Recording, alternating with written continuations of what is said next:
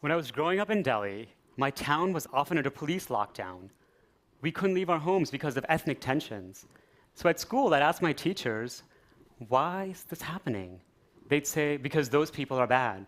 Wait, what's bad about them? They're not like us, they're different.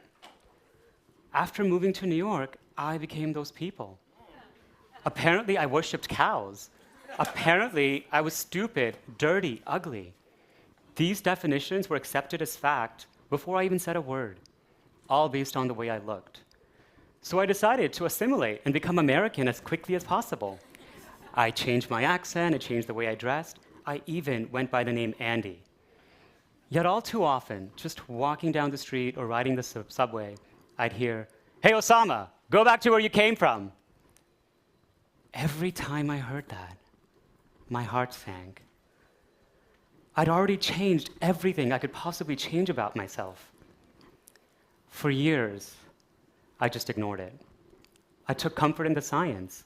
When I was in high school, the Human Genome Project proved that race is a story, that people are 99.9% genetically identical, regardless of what we look like. But emotionally, I began to feel disconnected from my peers and the country I now called my own. Over time, I just couldn't imagine living this way. So 8 years ago, I found myself on the ledge of my 18th floor window, contemplating jumping off. As I stood there, looking at the teeny tiny cars below, I had a flash of insight. The stereotypes people reduce me to are just ideas. They're not true. I realized people aren't seeing me. Anurag, entrepreneur, lawyer. People are seeing ideas of me. And it was those ideas that kept me depressed and paranoid all these years. And I realized I wasn't alone. People weren't seeing my sister for who she is, a genius mathematician, my mother, a surgeon. People weren't seeing students in inner city schools and teachers at those same schools. People weren't seeing black people walking down the streets and even police officers in uniform. People aren't seeing one another. We aren't seeing one another. We're seeing ideas of one another. But I don't want to live in a world where we live in ideas of one another. I want to live in a world where we live in the presence of one another, the real people. This is why I've committed my life to breaking bias. You see, there's nothing inherent about bias.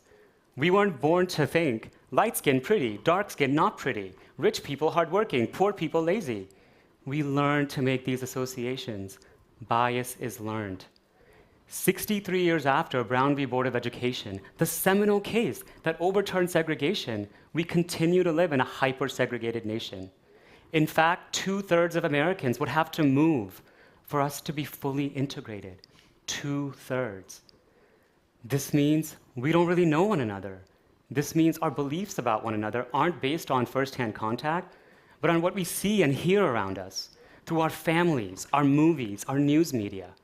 Bias is learned. These learned ideas not only fuel human separation, they shortchange our economy.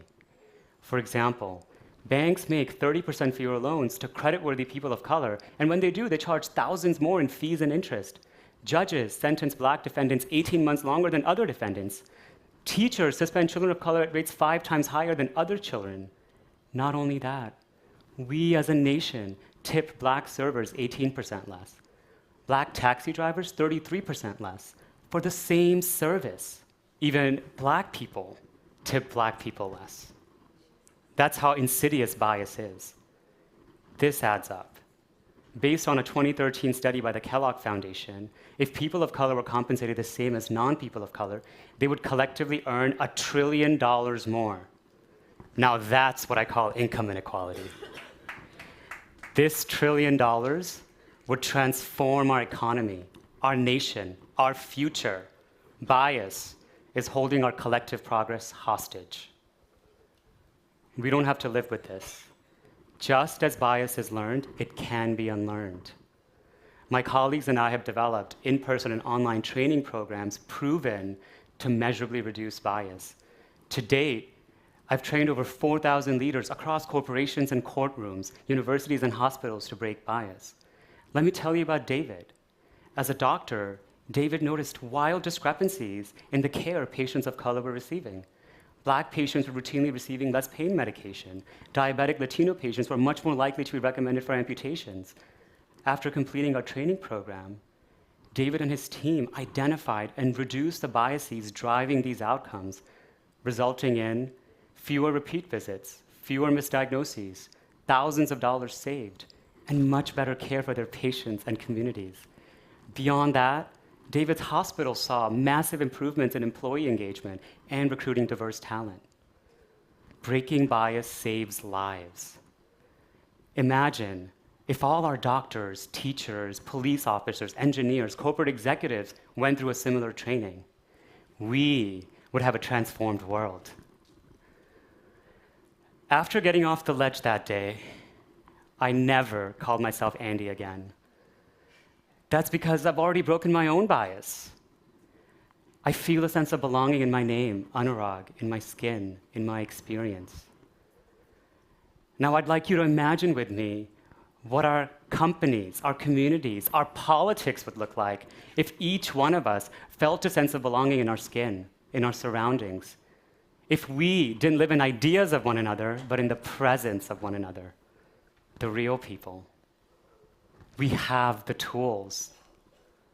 What's stopping us? What's stopping you? Thank you.